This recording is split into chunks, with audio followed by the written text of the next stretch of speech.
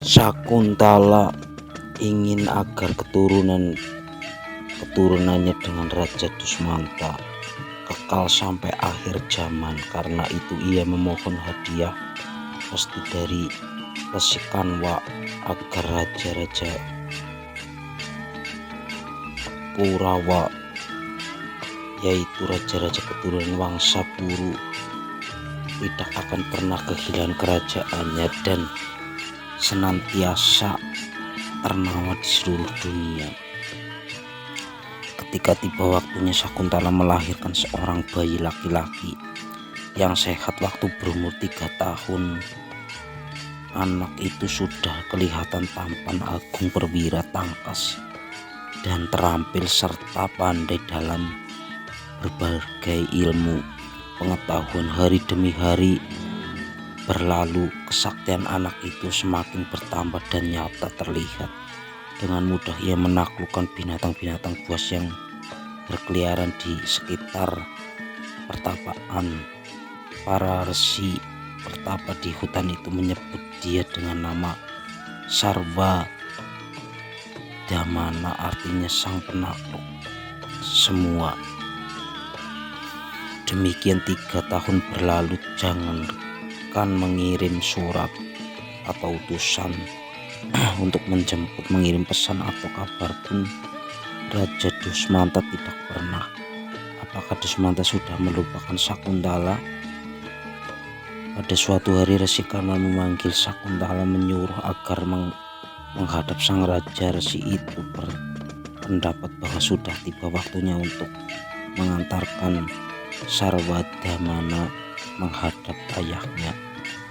Katanya, "Anakku, wanita yang sudah menikah tak boleh terus-menerus tinggal di rumah orang tuanya, karena ia takkan dapat menjalankan kewajibannya terhadap suaminya dan kebajikan akan rusak."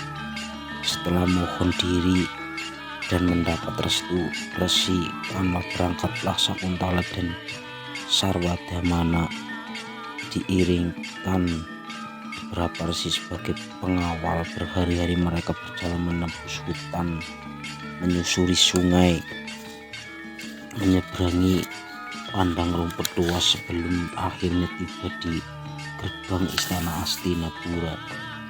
Dengan hati berdebar-debar, Sakuntala dan anaknya memasuki gerbang istana dan minta dibawa menghadap sang raja.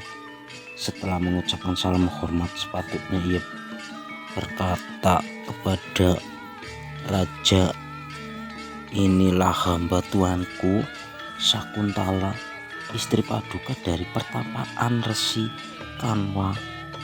Lihatlah wahai Paduka, anak yang tampan ini. Dia adalah putra Paduka yang selama ini hamba asuh di pertapaan.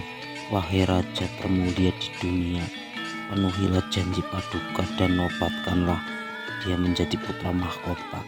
Ingatkah Paduka akan janji yang Tuhan ucapkan waktu kita menjalankan upacara perkawinan Gandharwa di pertapaan Resi Kanwa dahulu?"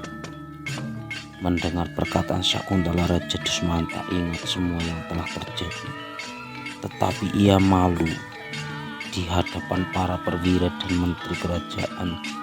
Ia malu mengakui perkawinannya dengan gadis pertapa yang tak jelas asal keturunannya. Untuk menutupi rasa malunya, ia berkata dengan marah, "Berani benar kau bicara seperti itu. Aku tak kenal kau, aku tak pernah bertemu kau.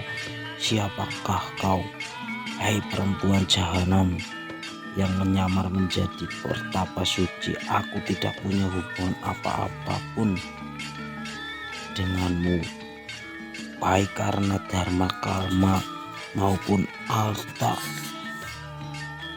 Nyalah engkau dari sini dan jangan pernah kembali."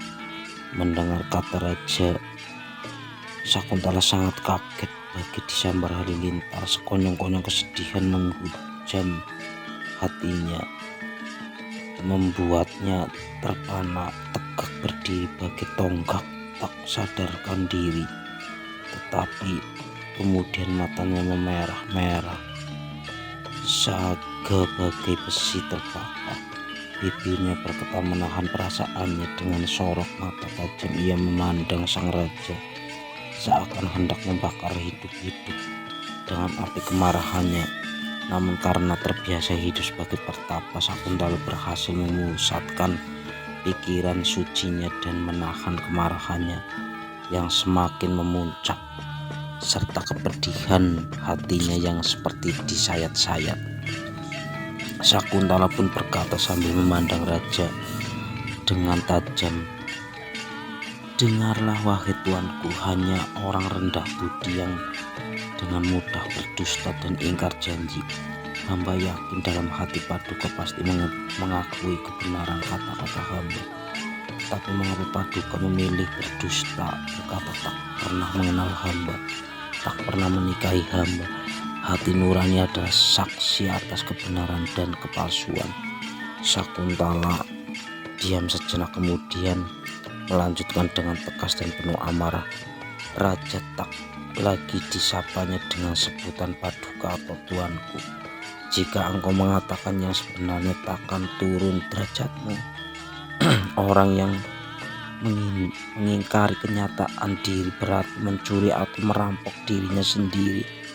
Kau pikir kau dapat mengatakan tidak tahu atas perbuatanmu sendiri? Tidakkan kau tahu, tindakan kau tahu bahwa Yang Maha Purba, Yang Maha Tahu bersemayam di hatimu? Ia mengetahui dosamu dan engkau telah berbuat dosa di hadapannya. Seorang pendosa mungkin terpikir bahwa tak seorang pun tahu akan dosanya, tetapi sungguhnya segala perbuatan dilihat oleh Dia yang bersemayam di hati setiap manusia. Orang yang menghina dirinya sendiri dengan berdusta tidak akan direstui olehnya. Bahkan jiwanya sendiri pun tidak akan merestui. Aku adalah istri yang mengabdi pada suami. Dengan kemampuanku sendiri aku datang kemari untuk menemui kau suamiku. Itu benar, tetapi janganlah karena alasan itu kau perlakukan hina. Aku adalah istrimu, ini raja, dan karenanya berhak mendapat perlakuan yang hormat. Apakah engkau tidak bersedia menerimaku karena aku datang atas kemauanku sendiri di hadapan begitu banyak orang di istanamu yang megah mulia? Mengapa kau perlakukan aku seperti perempuan biasa? Bukankah engkau yang memintaku menjadi permaisurimu? Lupakah engkau tindakan engkau mendengar kata-kataku? Wahai Raja Dusmanta,